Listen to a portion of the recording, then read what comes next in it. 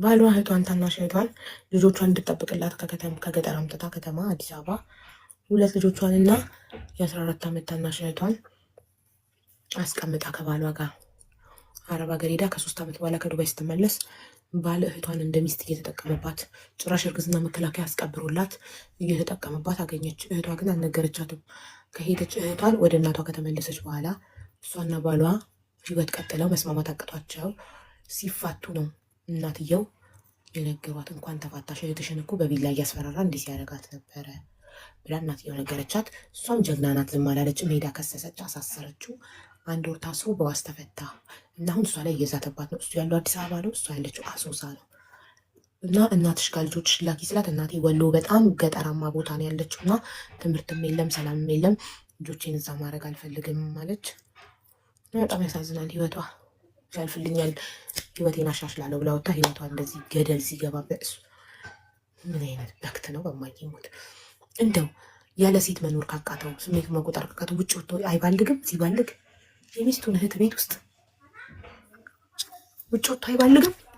መባለግ ካማረው ባለጌ ስድ የ14 ዓመት ልጅ ህይወት 3 ዓመት ሙሉ እስከ 17 ዓመቷ ሲጠቀማት ቆይቶ ህይወቷን አበላሽቶ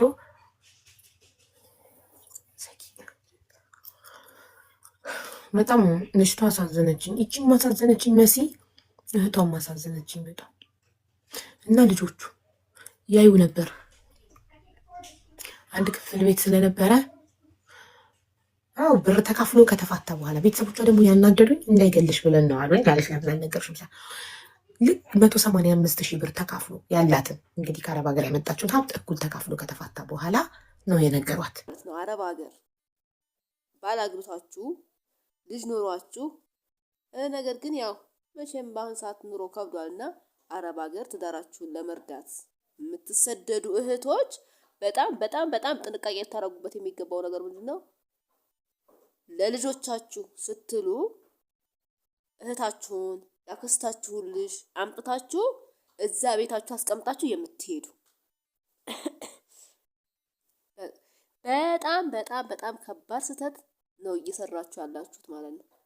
ከ80% በላይ እህቷን አስቀምጣ የሄደች መጨረሻቸው አላማረም። በአካባቢያችን አብዛኞቹን እያየን ነው።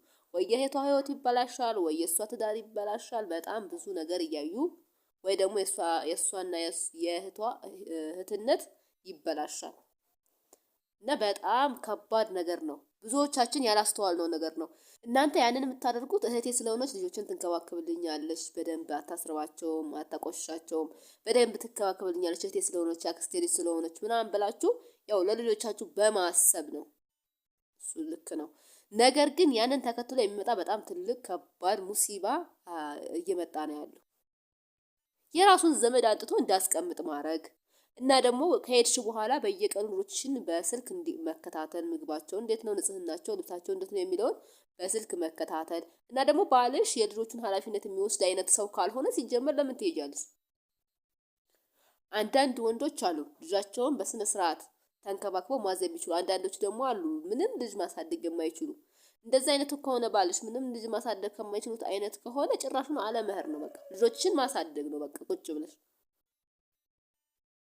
እሱ ልጅ መንከባከብ የሚችል ከሆነ ግን ያንቺ እህት መምጣት አይጠበቅባትም። ማንኛውም ሰው ይንጣ ልጆቹን ተከባክቦ ማሳደግ ይችላል። እና እባካችሁን እህቶቻችሁን የአክስቶቻችሁን ልጆች ምናምን አምጥታችሁ የምታሰሩ ባሎቻችሁ ጋር የምታስቀምጡ ተጠንቀቁ። ወንድ ልጅ በባህሪ የፈለገ ጥሩ ቢሆን በጣም በጣም በጣም አደጋ ነው። ወንድ ልጅ ከባድ ነው። በስሜታቸውም እንትን መያዝ በጣም የሚቸግረዋቸው ፍጡራን ናቸው ወንዶች እና ይሄን ታሳቢ ማድረግ አለባችሁ። የራሱን ዘመድ አንጥቶ እንዳስቀምጥ ማድረግ ካልሆነ ደግሞ ባዳ ቢመጣ ይሻላል። በኋላ ትሽ ጋር ከምትቆራረጪ የሆነ ነገር ተፈጥሮ ባንስ ባዷ እንኳን ጋር ይሻላል እና ተጠንቀቁ ልላችሁ ነው። ተጠንቀቁ። በጣም ይሄ ልብ ያላል ነው፣ ግን አብዛኛዎቹን ቤት እያበላሸ ያለ ነገር ነውና ከቤት ከትዳርሽ በላይ ደግሞ ቤተሰብሽ ጋር መለያየት ነገር ምናምን የሚያመጣ ነገር ነው። ብዙ ነው መዘዙ፣ በብዙ አቅጣጫ ነው መዘዙ፣ በአንድ አቅጣጫ ብቻ አይደለም እና ጥንቃቄ አድርጉ። አረብ ሀገር ለመሄድ ያሰባችሁ ልጆቻችሁን ጥላችሁ ከዛ የራሳችሁ ቤተሰብ አምጥታችሁ ለማስቀመጥ ያሰባችሁ 2-3 ያስቡበት።